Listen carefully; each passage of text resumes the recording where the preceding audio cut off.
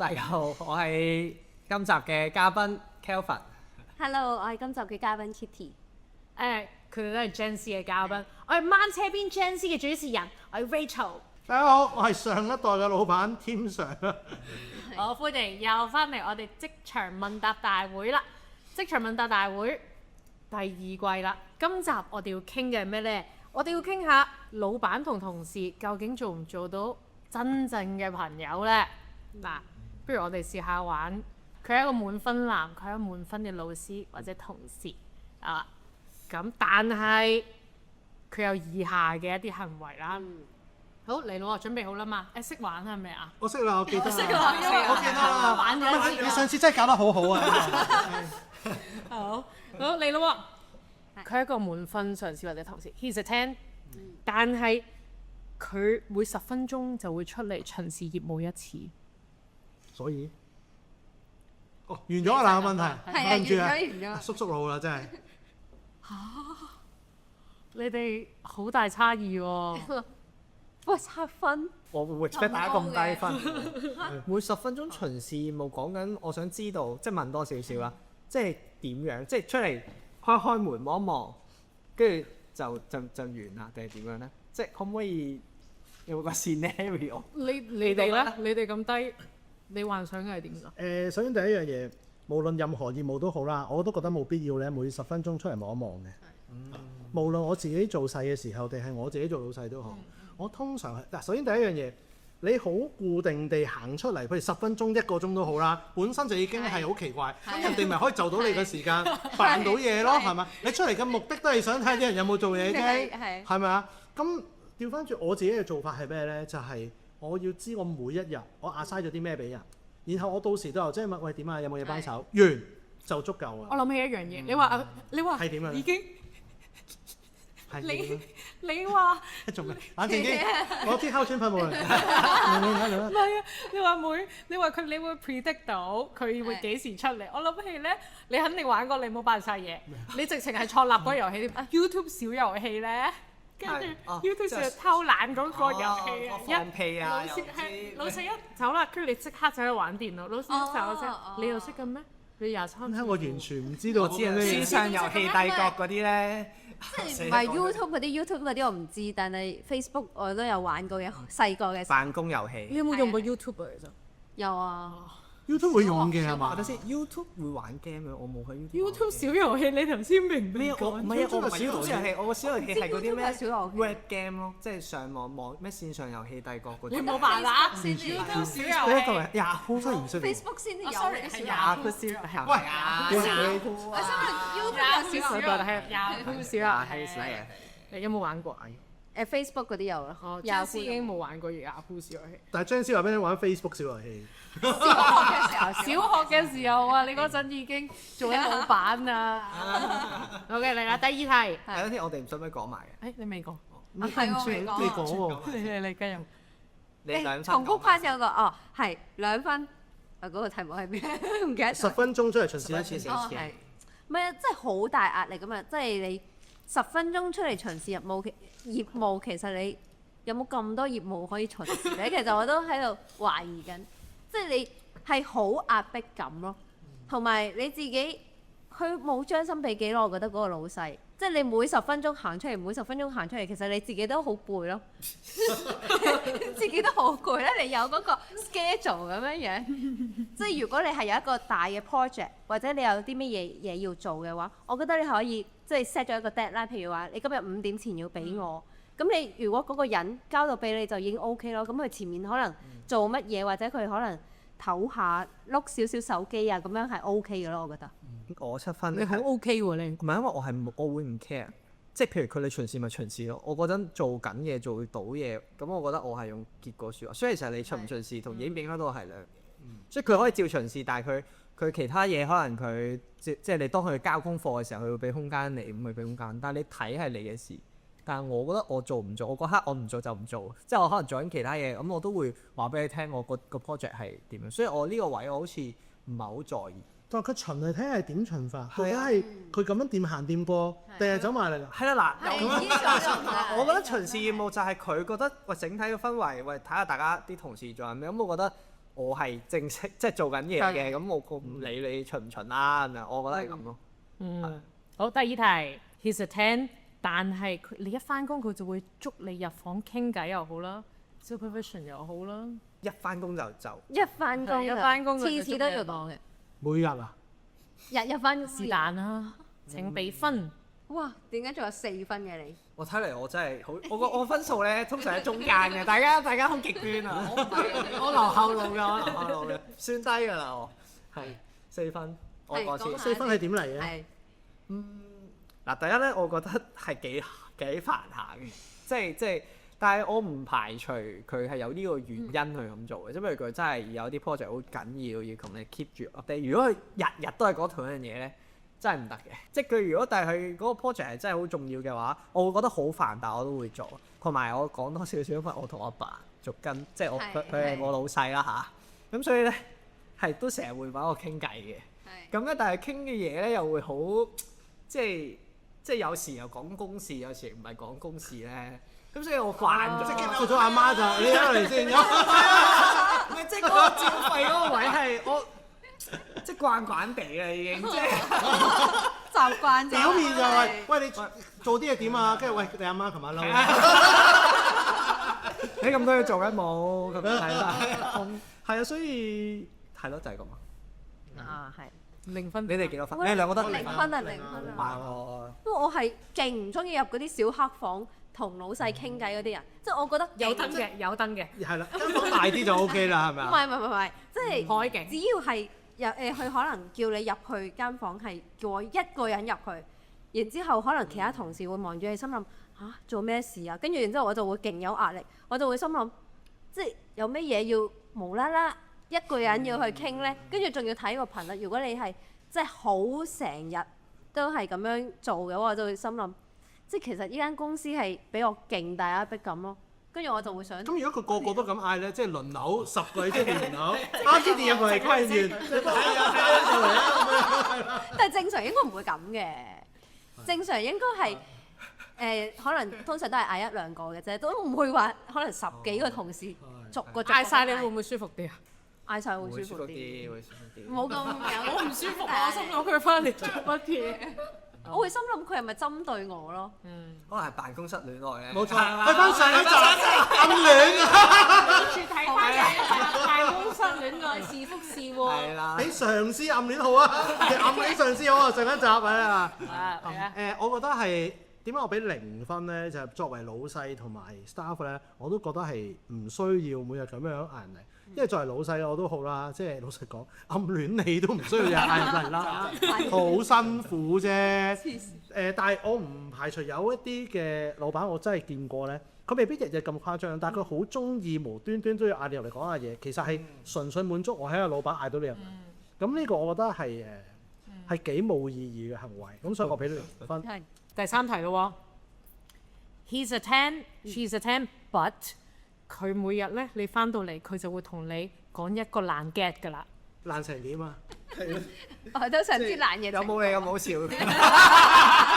你冇講爛字喎，醒目啊！而家啲真0，請俾分。可唔可以有小數點啊？好嗱，咁我示範一次咯喎。你今日翻咁早啊？同你講個笑話啊！嗱，從前有3隻蝦，哈哈哈。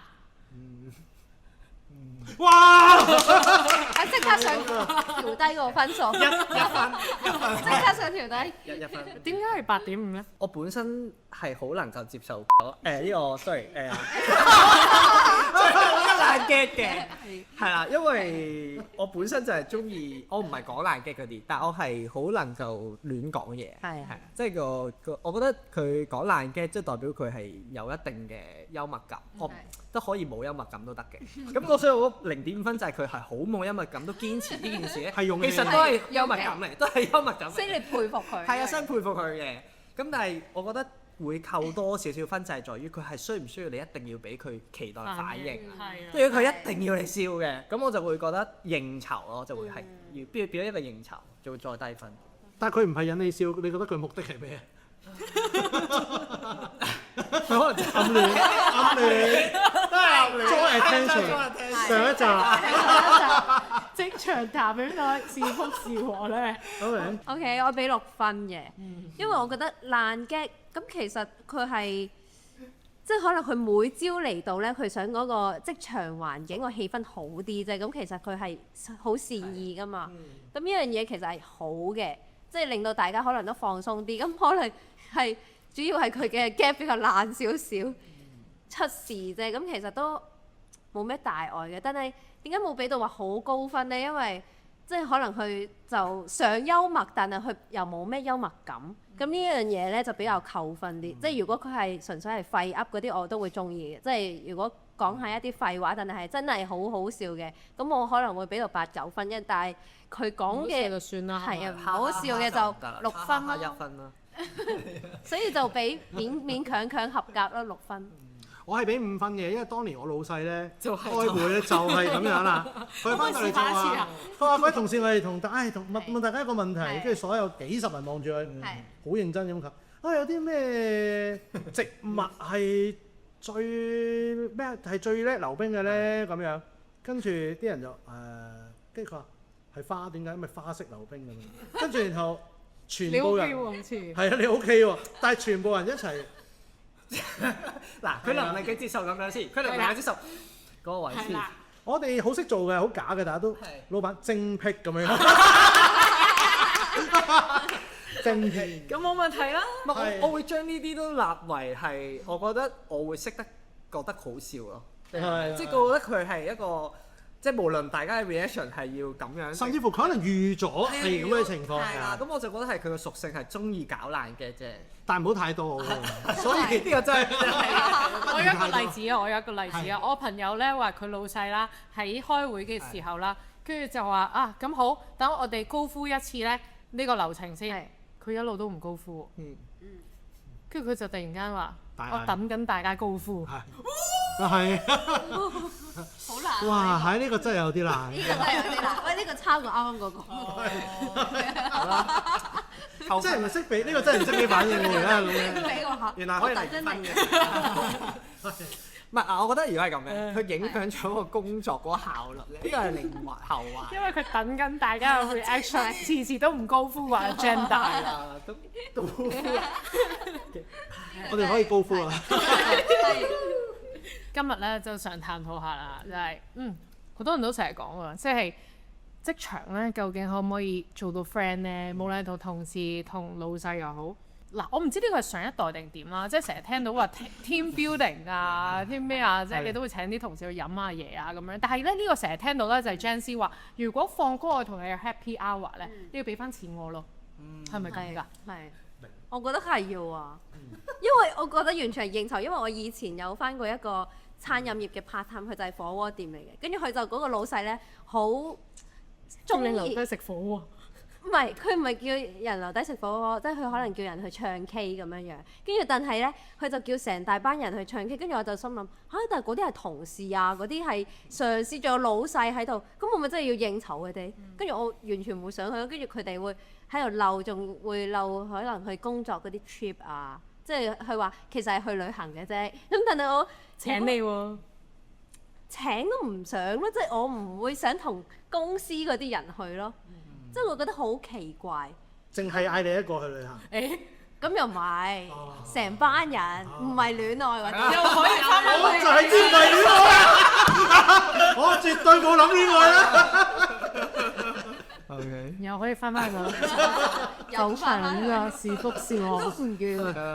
我覺得第一咧，我覺得咧，我係可以做朋友嘅，但係我覺得 team building 我認同嗰個位咧。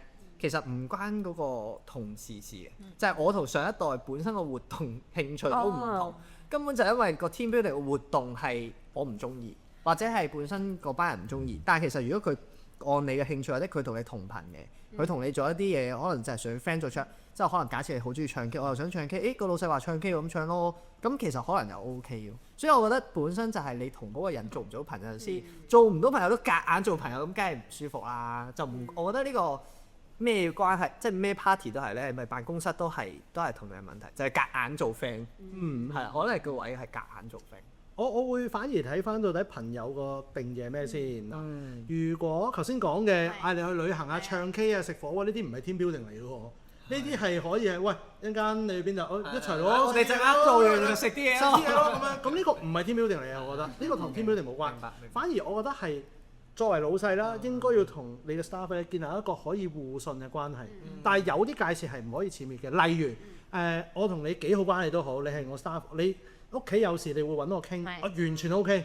但係我作為老細，我就要好小心一樣嘢，就係例如我想關心你都好啦，我唔可以半夜 send 個信息俾你，點啊 Kitty 你冇咩嘢啊嘛咁。喂，呢啲界線問題，好啦，調翻轉就算同男同事都好，喂，可能分分鐘佢同你講話啊，我最近遇到啲問題，公事或者私事都好，你梗係可以夾啊，我溝唔到條女而家好傷心，咁你梗係可以扮老屎忽去，唔緊要啦，女死女還在，即係乜都得嘅。但係譬如如果去到一個位太過 close 啊，即係譬如可能會突然間講得太多，大家界線一模糊咧，大家對大家嘅期待咧會唔同咗嘅。嗱咁就係問題。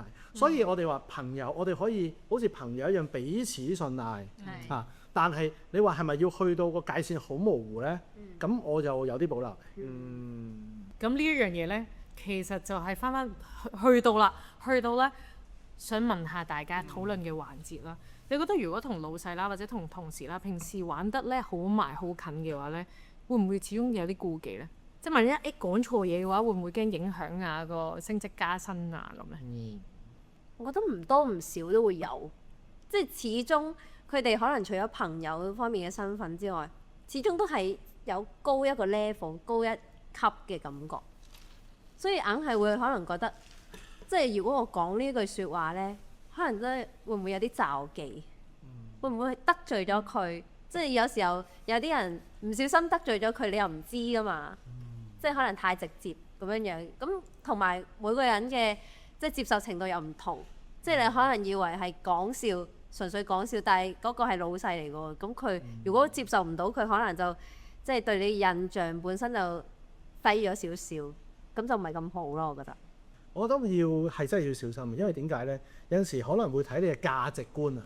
喺個過程入邊咧，譬如可能雖然大家係食緊飯，但係人嚟㗎嘛，其實又唔好話成日個老細睇你啦，你都睇緊個老細㗎嘛。即係你個老細建立個 image 可能係哇好正氣嘅，但係個老細唔過去講咗一句就係原來佢呃阿婆錢嘅，成日都咁樣先啊。即係其實都會令到你影響咗對佢嘅觀感㗎嘛。咁同埋我自己覺得咧，其實因為我係唔行 team building 嘅，即係我覺得咧 team building 係冇意思嘅。點解咧？好多時候都係俾面派對啊，又或甚至乎就係。我覺得而家好多時候可能係 Gen Z 世代，唔再係我要去刻意說服你一樣嘢，係你都覺得啱啊行，自己就行㗎啦，自己就喐㗎啦。而家我要去說服你做一樣嘢，特登要搞啲活動出嚟，仲要係兩代唔同嘅人搞啲活動。喂，咁其實即係我自己都試過啊！我年輕嘅時候，我上一代人搞 team building，我係完全 O 嘴嘅。搞咩㗎嗰個年代？水火箭啊一齊，嗰條呢啲係水火。係咪 campsite 嗰啲啊？係啊！嗰啲西貢 campsite、西貢青協 campsite。唔係青協嗰個，我係第二個啊！好靚㗎。因為佢哇，即係嗰啲係幾日次嘅，3日2夜嗰啲人。係啦，然之後咧就話俾你聽要我哋而家要即係嗰陣時我做銷售行業啦。team building 就要分組，然後就要整個水火箭，咁然後咧就要攞啲膠樽，唔知點樣1、2、3嘣鬥遠嗰啲。咁喂大佬，我哋即係完全係唔 OK 咯，即係嗰陣時。咁所以我個人認為就係最係你同嗰個 staff 個關係，例如我揾你翻嚟，我唔使大班人一齊哇咁噶嘛。我哋其實有冇啲咩期望？我睇下有咩幫到手。嗰啲已經好夠，即係俾佢哋覺得原來個老細係願意聽同撐就夠。即係你識咩男朋友？我屋企我阿媽同我關係點係唔需要知噶嘛？大家，我係咁睇。agree，同意義上咧，我覺得team building 我係好認同係即係冇乜意思嘅，我覺得。你阿爸有冇同你 team building？唔好講，啱啱你講嗰啲，我中晒。唔係水火箭有幾誇張？但係我覺得有陣時候 team building 所謂俾面派對係。尤其是我多咗一個身份咧，如果你真係要講個工作上就係我係俾面我爸咯，但係其實個活動我唔中意咯會。咁因為同埋我覺得有陣時同事咧 friend 到就會 friend 嘅，係就唔關嗰個就唔 team 識 building 活動。係係唔你特登做係冇意思嘅，你 friend 到係即係啱啱我如我所講，本身佢係一個好好嘅朋友，咁你同佢係同事，咁你就自然會咩㗎啦，係啊，即係拍拖都係啦，好似啱講係咪先？所以我覺得你嗰個 team building 係通常都係老細要覺得啊，你哋要 friend，你哋要翻一齊咁為咩？可能佢想增加工作效率咁，但係其實唔係，即係我覺得呢個 way 已經好比較舊式咯。反而我覺得 team building 咧，即係唔好夾硬去揾啲活動啦。反而 team building 嘅話咧，如果係我哋可以去學識點樣去呢個遇到困難啊，遇到大家拗撬嘅時候，我哋去一齊去學點樣去傾，點樣去 come，點樣去 bargain，或者點樣去mediate 啦。我反而覺得呢個 team building 係有意思咯。即係因為可能平時翻工嘅時候咧，你唔會做啦，或者都冇人教你，冇第三方去教你。但係如果 team building 係有一個專業人士，譬如佢係 mediator 或者佢係社工咁樣，佢去教翻條 team 可以點樣去溝通，或者模擬一次 project 嘅時候，有摩擦啊，align 唔到可以點做？我覺得呢個 team building 就有意思啦。咁我覺得 team building 咧，即係如果淨係揾一個活動嚟玩樂嘅活動嚟做，其實冇意思，因為學你話齋，即係上一輩啦，即係我可能係啦嘅，佢哋上 team building，好似你話你老細想去唱 K，依家唱 K 好似冇乜人講佢嘅有機房㗎。嗱，冇係嘛？即係但唱 K 會喺屋企咯，會喺屋企唱啦。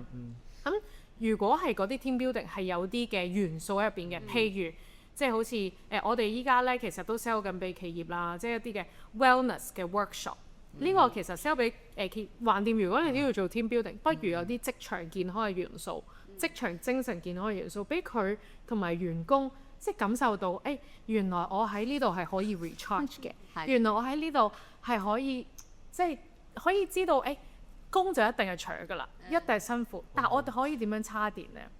即係原來我係學到嘢，聽到想裝。所以係咯，好想我本來都冇諗過，真係好想，係咪青協都有啊？好似我哋即時好似成個 package 咧會俾企業啦，成本價就出邊都揾唔到㗎。與其咧，企業咧係咯，一定要做。真係諗下有冇咩好 team building，不如咧就 join 我哋 wellness workshop。有職場精神健康嘅元素，俾啲同事一齊放鬆下。其實咧，你知唔知研究顯示話，你同事嘅精神健康直接影響你嘅 turnover 率，特別係張師，講得好講得係，其實係咪㗎？張其實係師真㗎。張師注重嘅即係精神健康精神健康，同埋有冇聽過 psychological safetyness 啊？呢個叫心理安全感，係啊。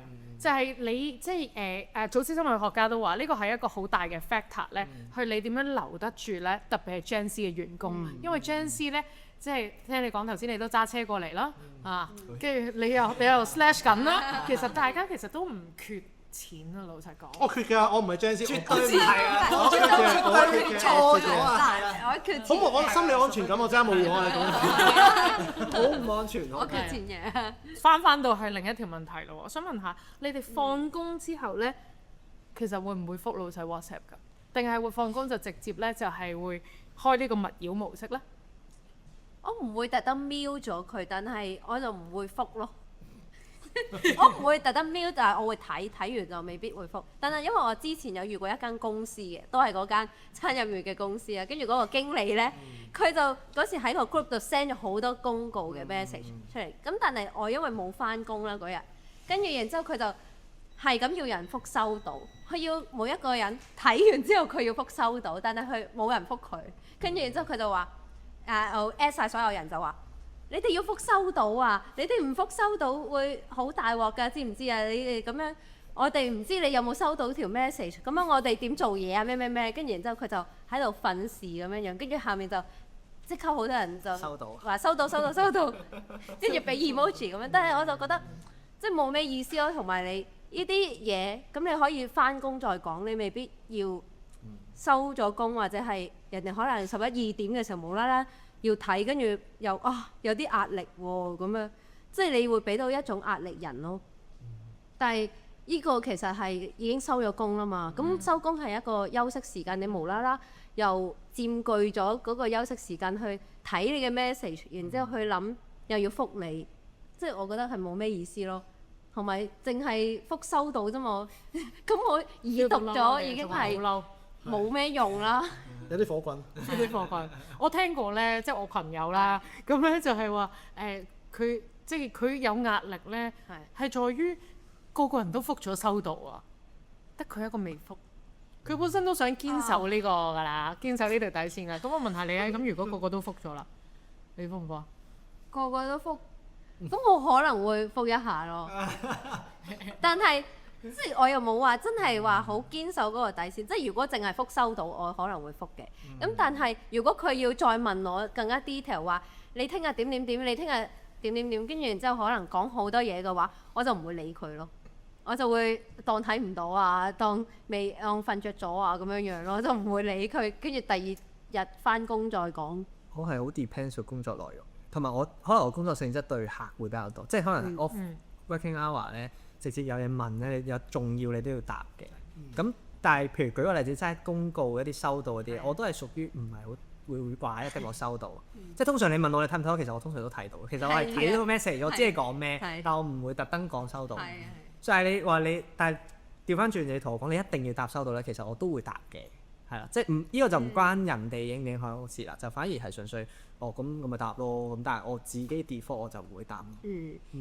我就因為可能真係我係上一輩啦，我哋嘅奴性比較重，咁我同埋我自己享受啊。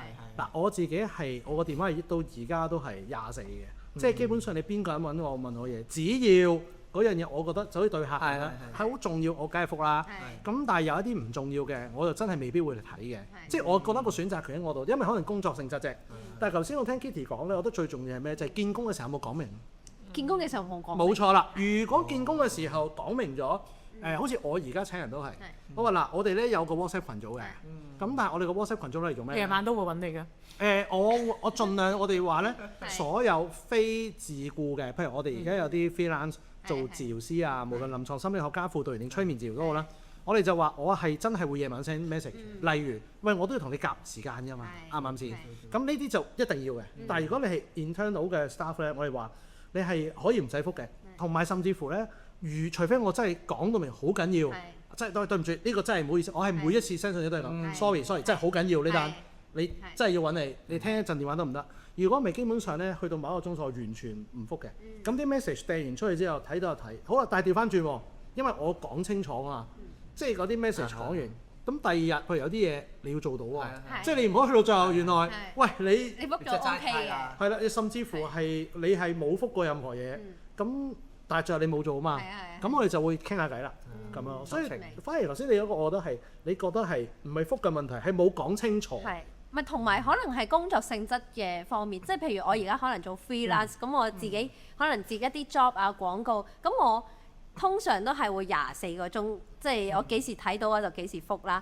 即係可能有時候夜晚睇到咪夜晚覆，即係呢個好正常。即係你因為冇一個固定嘅工作時間，咁但係好似以前返工嘅時候就係有一個固定嘅工作時間，咁我可能就係會諗住喺嗰個固定工作時間先至會去做嗰啲嘢咯，係啊，因為嗰個段時間先至叫做工作期間，但係因為 freelance 嘅話又冇話一個特定嘅 timing 幾時先係工作，所以就會變咗24個鐘，而家都會覆咁樣樣。不過我又睇到有另外一個即係覺得好處啦，我哋叫做，譬如可能好多人頭先阿 Rachel 都有講嘅，就係話有啲人可能覺得呢個係底線嚟嘅，總之我一定唔覆，見招。其實都好睇你本身係一個咩個性嘅人。如果10個 staff 有9個半都話要堅守呢樣嘢，只要你突然間行出嚟，OK 行出嚟嘅時候，其實你都會俾老細或者可能俾客人咧，會覺得你係出嚟個稅嘅。即係個就好睇你嘅 well-being 係乜嘢，即係好睇你自己要啲乜咯。老實講啦，即係好似即係如果啲伙伴啊或者拍檔，或者你老細咁樣揾其他同事佢唔覆嘅，揾你就淨係覆嘅。有時即係有冇事大唔大件事都揾你啦，方便性啊嘛，就變咗你做嘅嘢多咗咯。咁睇下你要唔要嗰份工，我覺得係啦，即係你想講到浮搖直上。但係有時候佢俾得多嘢你做，佢又未必會升你咧，又未必加人工會加多啲俾你，即係佢會俾多啲嘢做，就覺得你好似係好勤力嘅人，所以佢就俾多啲嘢你做。咁就個老細衰啦。如果你本身係一個願意咁喂唔緊要，人哋唔做我做係，但個老細最後升職嘅時候，原來唔係你喎，係咁你係應該走嘅。啊你要揾一個欣賞你。喂，其實好多人咧成日都話，哇老細係點點點。喂，其實唔使啊。好多時候都話老細咪 high level 啲嘢，唔係啊。因為你 interview 或者你去揾工都係你揀人，個老細其實都俾你揀緊嘅。係冇錯，係啊，所以要有底氣。係，所以我成日覺得你點樣對個老細咧，收到收唔到呢啲咧，其實即係冇話 Gen Z 一代啦，即係我覺得係你個老細值得你託付或者建立到信賴嘅關係，可能係友誼上又好，或者係咩，其實上心起上嚟其實係自動波咯。即係我收到唔係為咗 satisfy 你想要我收到，而係我會回應多咗你，我會俾多少少交代你，我會同你講交代之餘，可能我搶翻你做嘢。即係我覺得呢個係關於嗰個係咯，人睇老細，老細睇我。係冇錯冇錯。咁今日我哋去到最後終極問題啦，首尾呼應，想問下，咁你覺得老細同同事呢，可唔可以做到真正嘅朋友呢？咁睇下你個朋友嘅定義係咩？我哋開頭講嘅。如果個朋友係講緊患難之交，由細到大青梅竹馬嚇，即係一條咩褲都兩份着嘅咁，我覺得係難嘅嚇。即係我唔排除有咁嘅機會，但係我覺得係難嘅。或者用 Gen Z 嘅角，唔好話 Gen Z 啦，即係咧依家朋友其實 IG 啦，問下大家，你同事之間或者同老細會唔會去 at IG 㗎？老細就好少嘅，同事就有嘅。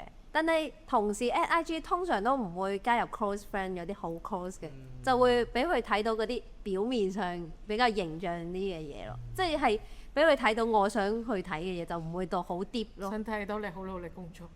全部都係努力翻工啦，點可以做好啲呢啲嘢攞獎啦？全部都係呢啲。嗰啲，我覺得係可以做到嘅，即係我個朋友個界線比較闊嘅，即係我唔係話一定要一條底褲兩粉着先叫朋友，即係我個朋友個定義好闊，咁我擺唔擺佢入面咧，好 depends 嗰個人。就唔關呢個關係事，即係如果我覺得可以係原因係因為如果佢真係做到晒，即係我 as friend 嘅信賴啦，即係好多 quality 有啦，咁我覺得做 why not 即係又係同辦公室戀愛一樣啫，又要 hashtag 一下。有冇人問我啊？係咯，係最新一集咯，咁樣嘅。新聞好耐。咁其實咧，同我哋上一集講嘅都有關，即係我都係覺得翻工咧係第一翻公司嘅，即係如果我哋做到 workmate 啦，我哋係work 得到嘅話咧，我下一步就睇下做唔做朋友啦，咁樣。咁而朋友咧，我又覺得即係如果係甚至我覺得就算上司同下屬咧，我都覺得可以做到真正嘅朋友㗎。但係咧唔代表你有 extra credit 咯。係啊，而咧朋友係咩意思咧？我覺得朋友如果喺工作上面嘅朋友啊，工作上面嘅朋友咧，即係對我嚟講啦，我覺得就係我翻到工見到你，我會開心。我翻到工，我會咁同你開玩笑啦，我會咧即係可能做得好攰，跟住移過嚟睇你做緊咩，騷擾下你啦咁樣。